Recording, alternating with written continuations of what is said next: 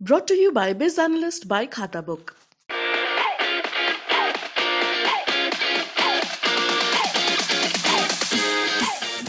लखीमपुर खीरी में पिछले साल हुई उस दुर्घटना के मामले में मुख्य आरोपी आशीष मिश्रा को दी गई जमानत को चुनौती देने के लिए एक और याचिका सुप्रीम कोर्ट में दाखिल की गई है। इससे पहले दो वकीलों ने सुप्रीम कोर्ट में याचिका दाखिल करके आशीष मिश्रा की जमानत को चुनौती दी थी।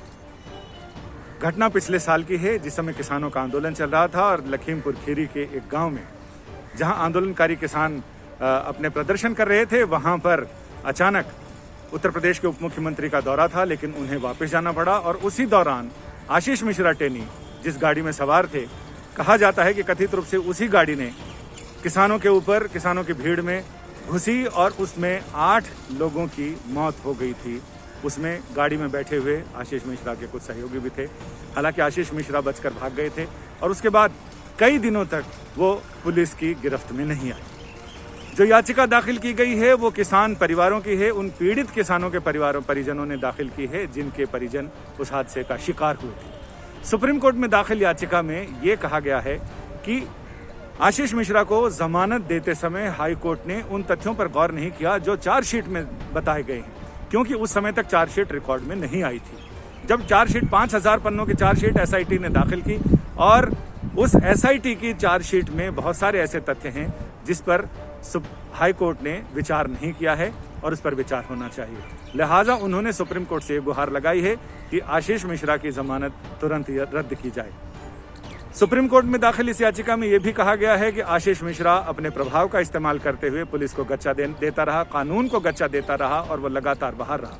लेकिन उसकी गिरफ्तारी के बाद भी हाई कोर्ट में जब इस पूरे मामले की सुनवाई हो तो जमानत देते समय सिर्फ एफआईआर में व्यक्त तथ्यों पर बात की गई है, जबकि सुप्रीम कोर्ट ने एफआईआर पर कई तरह की आपत्तियां भी जताई और सुप्रीम कोर्ट ने साफ कहा था कि किसी एक प्रभावशाली आदमी के परिजन को बचाने के लिए सारा तामझाम किया गया है।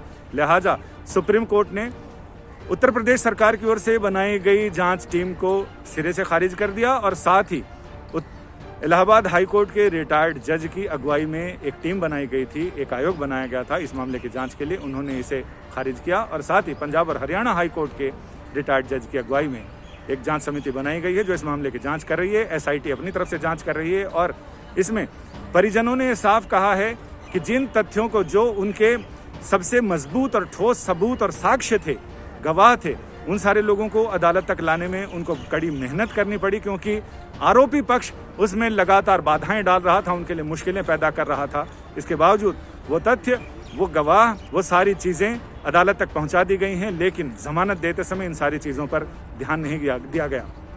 मामला चूंकि अब सुप्रीम कोर्ट पहुंचा है, सुप्रीम कोर्ट में जल्द ही उम्मीद है कि इस मामले पर सुनवाई होगी। पहले भी जब इस मामले की सुनवाई हुई, चूंकि एक वकील शिव कुमार त्रिपाठी ने इस मामले में सुप्रीम कोर्ट को चिट्ठी लिखकर, जिस समय घटना हुई थी उस समय इसकी जांच को लेकर सवाल उठाए थे और उन्होंने सुप्रीम कोर्ट को चिट्ठी लिखी थी। चीफ जस्टिस ने उसे ही एक पीआईएल की तरह ट्रीट किया और साथ ही उस पर सुनवाई हुई और सुनवाई में उत्तर प्रदेश सरकार की कार्यप्रणाली और इस पूरे मामले में जिस तरह से एक्शन लिया गया उसे लेकर कोर्ट ने कड़ी नाराजगी जताई और उत्तर प्रदेश सरकार की कई बार तो सही खबर ली। अब इस मामले में सुप्रीम कोर्ट की ओर से तय समिति जांच कर रही है। एसआईटी की रिपोर्ट पर इस याचिका में सवाल उठाए गए हैं। एसआईटी के साथ साथ उत्तर प्रदेश सरकार की कार्यप्रणाली पर भी सवाल उठाए गए हैं। अब ये देखना दिलचस्प होगा कि ये मामला सुनवाई के लिए उम्मीद करते हैं कि अगले हफ्ते तक आ जाना चाहिए और उसके साथ ही इस मामले में पीड़ित पक्ष के लोगों ने तो याचिका के जरिए अपनी बातें रख दी हैं। अब उत्तर प्रदेश सरकार और एसआईटी इस मामले में क्या तथ्य रखती है, कैसे अपना बचाव करती है, ये देखना वाकई दिलचस्प होगा। संजय शर्मा, दिल्ली।